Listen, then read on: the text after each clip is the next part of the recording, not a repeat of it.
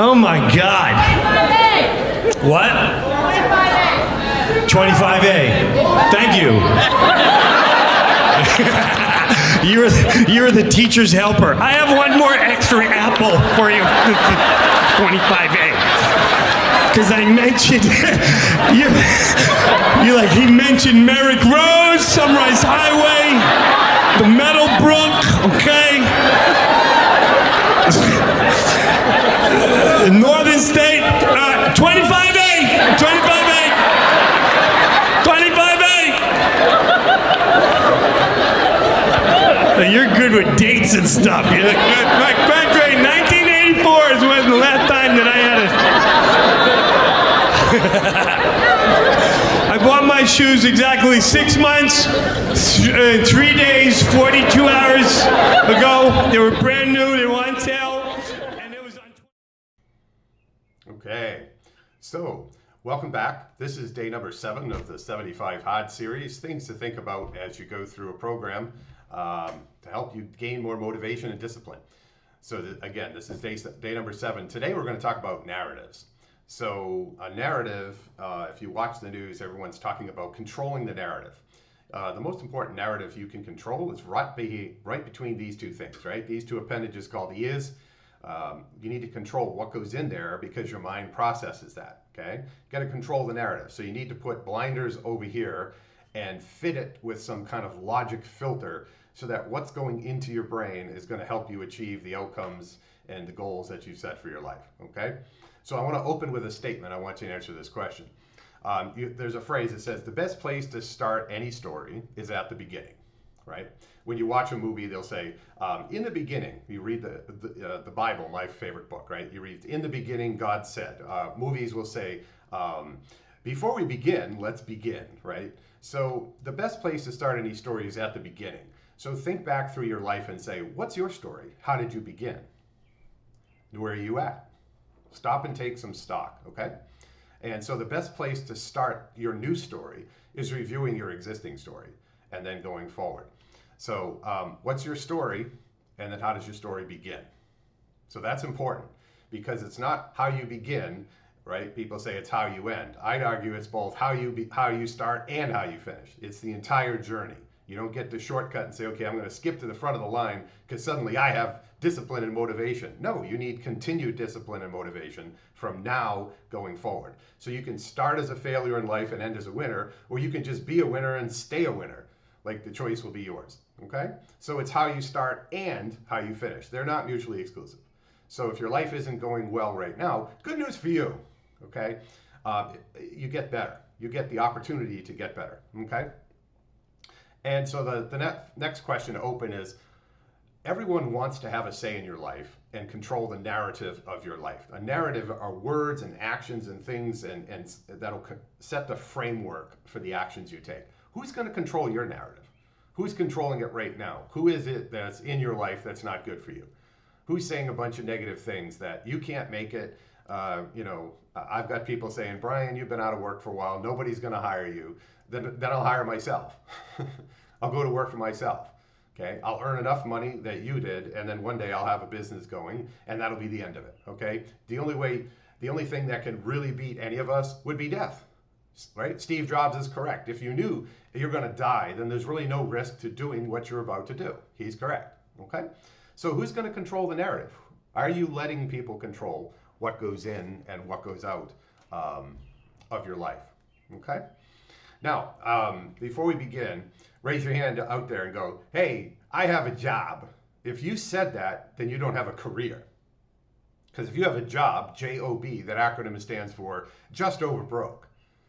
And unless I'm missing my guess, given what's going on in the world right now at the time of this recording, and I can't imagine 50 years from now, somebody watching this, it'll get any better, right? A job allows you to be just over broke, where you get to sit for your employer and say, I'm going to do just enough work to keep you from firing me. And so your boss goes, all right, chucklehead, I'll pay you just enough to keep you from quitting. What? You're better than that, see? Set higher standards, or enjoy that job. You're on this channel to jump off the hamster wheel. When you hear me talking about a hamster wheel, that's your job. Jump off that job, Okay? Join me and jump off that job, because otherwise you'll have a job and you will be just over broke. Ugh. No thanks. So point number one for narratives. It's important that you understand the system that you live in. Okay? Systems are things that once they're set up, they just kind of naturally work. One of the systems is an economic system. So it's important, for example, there's capitalism, there's socialism, there's Marxism, there's all the isms, right, on how we should distribute wealth. Well, here in America and many parts of the world, they use capitalism or a modified form of capitalism. Okay? You need to understand the system. Here in the United States, we have capitalism. It's lifted more people out of poverty and continues to do so, but requires an incredible commitment from you if you want to participate in it. Okay? No lazy people get rich in capitalism, but you can in socialism. Okay? Keep that in mind. All right, you understand the system that you live in. So if we live in a system of capitalism here in the States, and you aspire somewhere else in the world and you want to do better in your system, all right, then there's three things that come into play. The only thing that you can trade to exchange wealth for, to get wealth, in other words, is your labor, all right? So you provide value, right, in capitalism. Understand the system. You provide value. What do you have that's of value to your employer that they can't get somewhere else? Nothing except what? Your labor. In order to labor or to work doing something, you have to be able to do something. Those are your skills, okay? So somebody would say, well, I'm worth $20 an hour, right? Take the California fast food bill, killing jobs and all that. Good for you, little world's smallest violin for your problems. You did that to yourself. Why? Because you don't understand the system you're working in. See? You don't understand capitalism. You don't get paid what you're worth. You get paid for the value you provide in that hour. You don't get paid $20 an hour at a fast food restaurant. You get paid for the value you provide to that restaurant working that 1 hour. And let's face it, it's kind of hard to get more valuable to a fast food restaurant unless you say, I'm going to move up to management.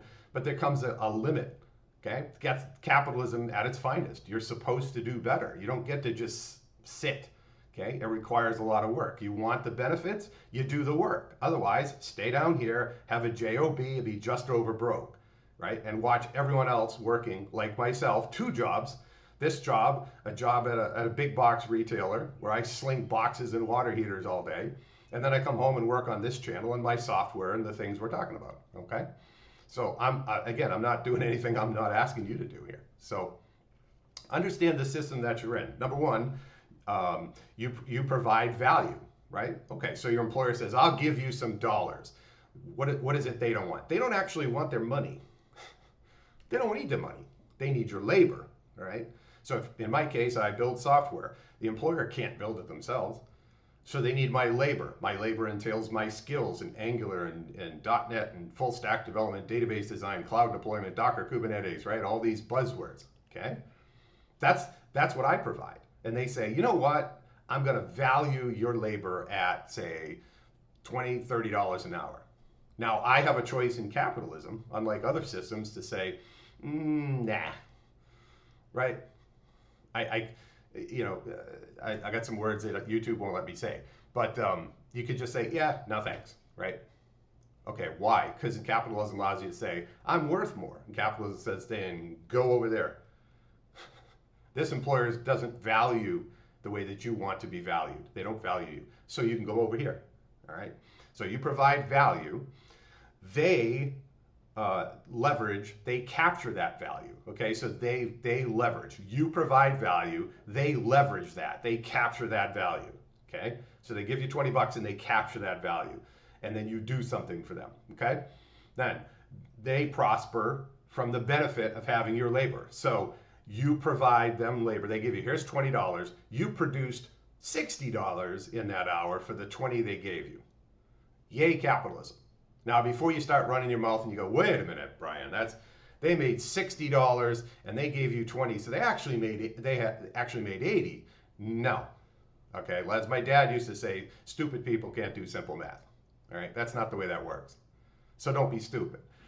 Capitalism says if they pay you 20, and so I have 20, I give you 20, you give me 20 back. That's an even exchange. As an employer, I got nothing out of that.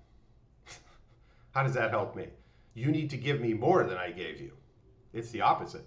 I don't give you $40 because of the cost of living. See, understand the system you're in. See, that's why my favorite book says work hard for your masters. Slaves, work hard for your masters. That's an employment reference there, right? You have a job, work hard from 8 to 5. You don't have to come in early. You do not have to stay late. Anyone telling you that, just go, bye, see ya, or whatever the case may be, right? Either way, right? So understand the system that you're in. You provide value, they capture or they leverage that value, and then they get the benefit. They prosper. Now, they might do profit sharing. They don't need to. There's no moral requirement or imperative to do that in capitalism. They don't need to do any kind of benefits for you. There's no moral requirement, although they should, okay?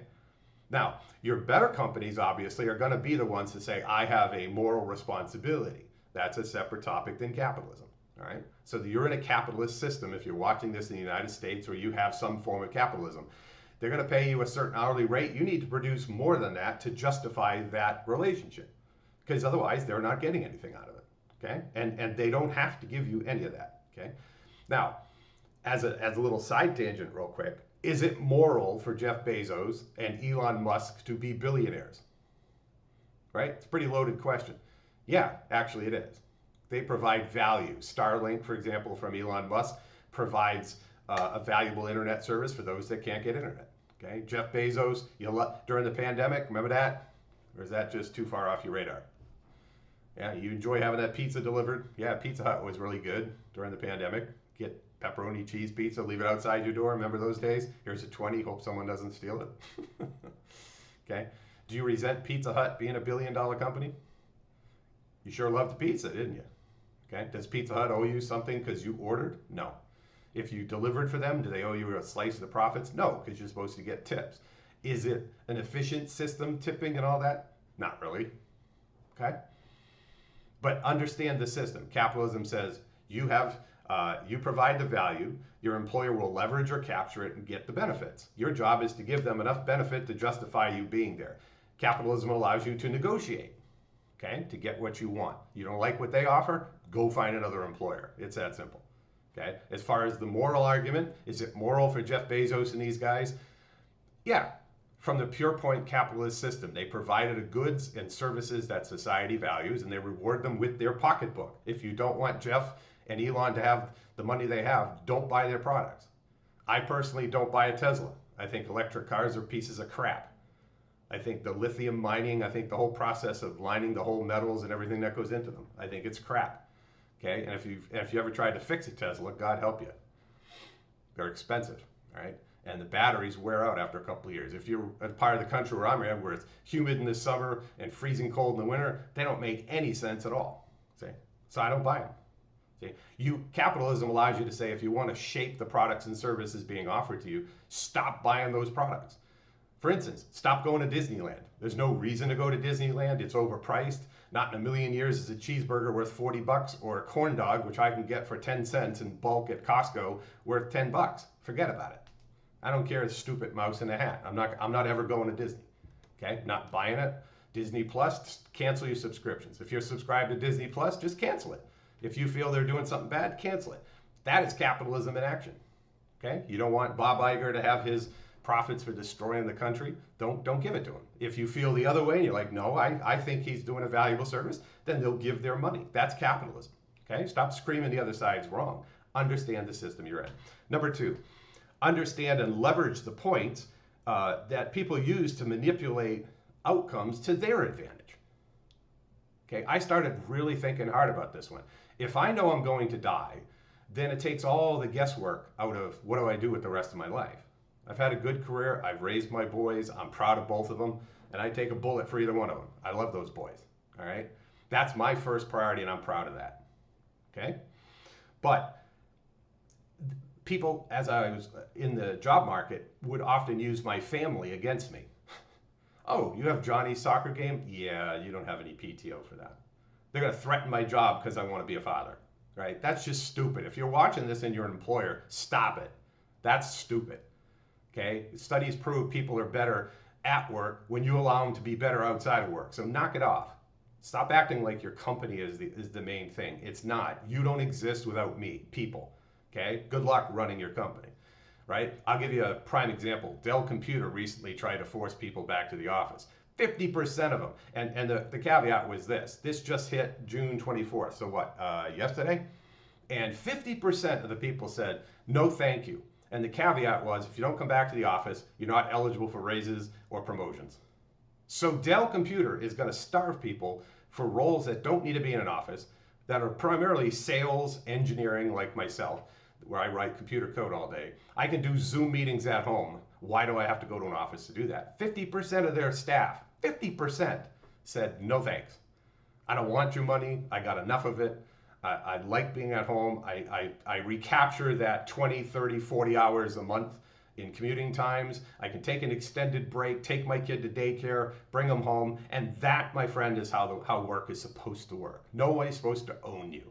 All right? That's a prime example of Dell Computer. Shame on you, people. And I hope more people at Dell will watch this and find it and say, you know what? Not only have I had enough of you, Dell, I'm branching out on my own to do my own thing. That's my passion on this channel. Stop working for stupid and be smart and say, I just have to replace the income.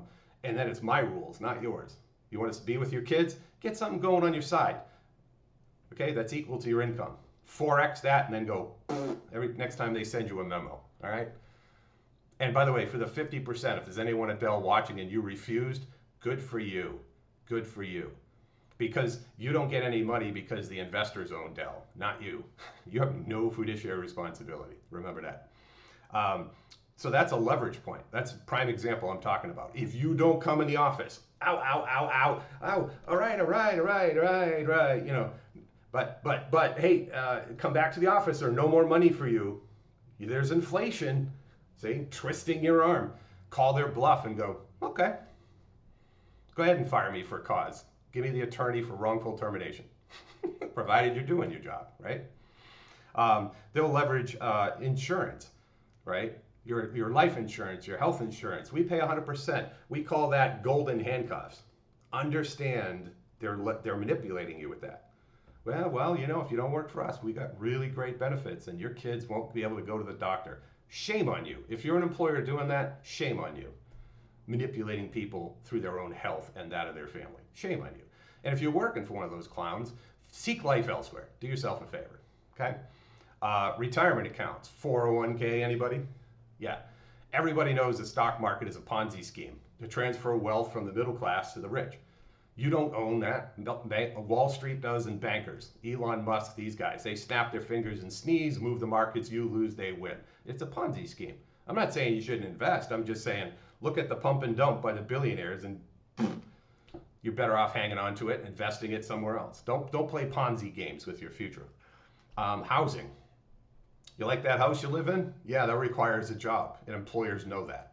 And the more expensive your area of living, the more the employers will be like, again, right? Some people, I got friends in California, not my cup of tea, but they love it. And they're like, I don't want to leave, I don't want to leave. But you know what? They did. Many of them did. All right. So number 2 is figure out what the leverage points your employers are using against you. It's probably going to be something like time, money, resources. It's something very simple, okay? Some people will leverage DEI, diversity, equity, and inclusion, right? No, Brian, you're white, you can't have a job. I'll make my own. You know, sorry, John, you're black.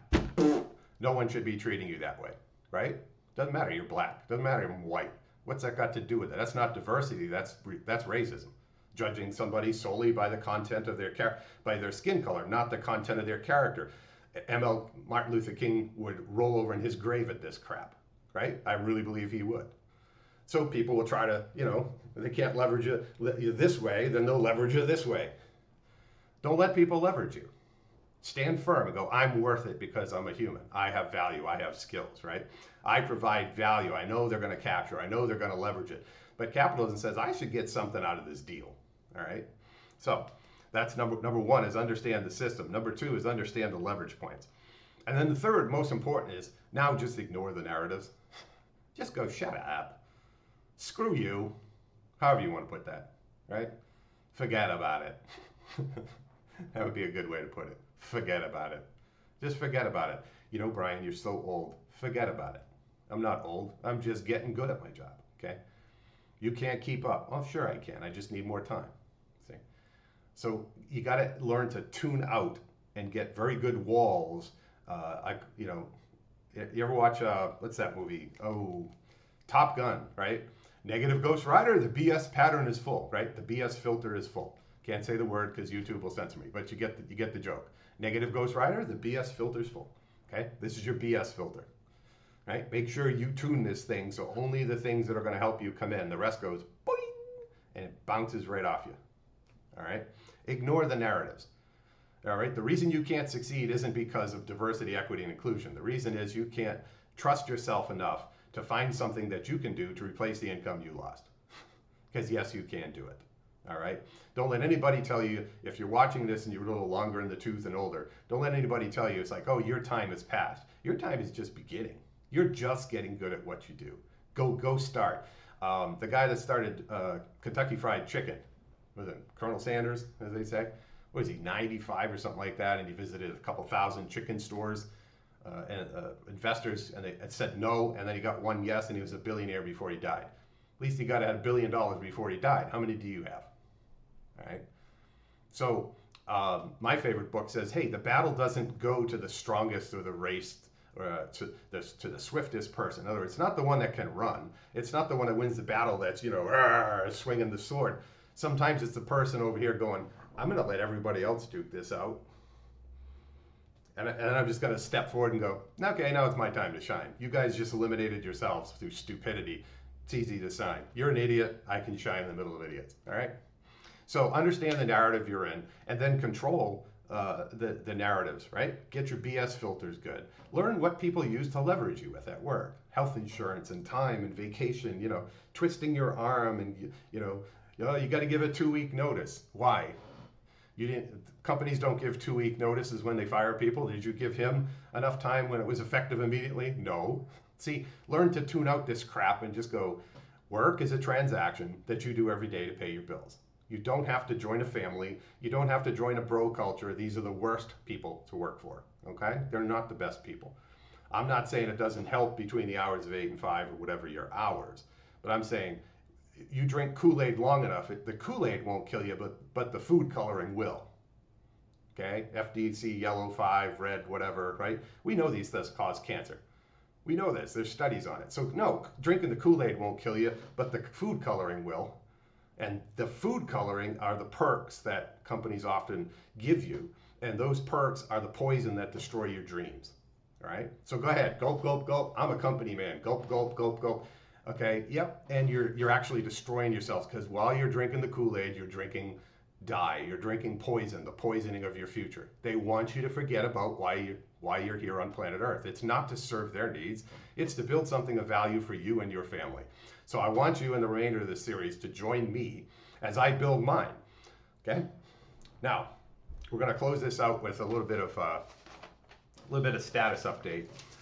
So earlier in another video, I had talked about, the things that I'm going to do. So I figured, seven things in. Let's see how this is going. And we're kind of doing this out of kilter because I have another job right in between this. But so I said I was going to do a couple of things. Number one, I was going to build 2 YouTube channels. So I have launched the one you're watching right now. And I have different series for, right? Faith, family, fun. So I have some faith videos. I got family videos I've done, fun, right? I've done educational videos like this one, okay? So OutJobbed is done. I have done the outline for NerdQuick, okay? Which is my other one, NERDQUICK. That's gonna be my training channel. And right now I'm finishing up the graphics and the title slides for a series dealing with the Flutter API. Okay, Flutter and Dart. So if you don't know what that is and you're not a geeky person, it's a UI toolkit that will let me build mobile apps for phones and then a language that I can use to add logic to those apps. Okay, so I've done my OutJobbed channel. I have the NerdQuick channel set up. So those of you that are into tech, if you want to go ahead and subscribe to that, there's no content now, but it's coming. I have the Flutter and Dart outlines done. I said next that I was going to do 2 training courses, one in TypeScript, a beginner's guide, and one in TypeScript design patterns. I am currently done with the outlines for both. I am writing creating the graphics and the video thumbs for the design patterns along with the examples, and that will be ready to be recorded and released as soon as I get, you know, my tech job or some job here. I'm going to publish that on YouTube and my white label, so we'll be able to do a bunch of stuff there. And same things with my TypeScript course, so that's underway. So I have my TypeScript course, I have my TypeScript design patterns, I have the 2 YouTube channels, and then the software company that I want to start. I am finishing up the UI design for the login piece of that. The actual infrastructure code, I've come up with 4 or 5 different variants of that. So now I'm confident I have the base of what I need to get going. And so I'm making progress on my own. Okay, I am trying to follow the diet of 75 hard, but it is hard. Those of you that haven't done it, it's hard. Okay, matter of fact, I have my water. Okay, so that's a little status update for me. I want to close this out by asking, how are you doing? How are you doing on the journey? Comment below, subscribe, you know, spread the word. I'm just a normal person. I don't have all the fancy blinky lights and flashy things that people do, but I care about your success. And I'm a guy that at this point in life wants to do something different, and I want to encourage a million people to follow me and just opt off the hamster wheel. Do something and replace your income that you'll never have to be sorry when on your deathbed and go, you know what, I wish I should have. These are poison words. Okay, join me on the journey. So you can help me by subscribing, commenting. You know, let's have some conversations. I'm sure sooner or later you're going to hear something. You're going to be like, I don't agree with that. That's awesome, as long as we keep it respectful. Let's have a conversation in the little area below, okay, in the comments. And by all means, please subscribe, and you should receive everything. So thanks for joining me on day number 7. More great content coming. I'll try to get more of these out sooner, and we will see you next time on OutJobbed, where we were going to help you to opt off the hamster wheel so you can level up your lives. And I can't resist, but you know, the motto of this channel is no more stupid. It's stupid for you to keep watching these videos and not doing anything, right? I go to work for 8 hours and I come home and then I start another 8 hours, okay? And I do that between my kids and everything else. So what's your excuse? Get her done, all right? Start now. Do incremental progress. Make some progress, okay? And thanks for joining us on day number 7. Next time, got some awesome content coming up. So hope to see you soon. And thanks for joining us on another version of OutJobbed, where we're going to level up and opt off the hamster wheel. No more stupid.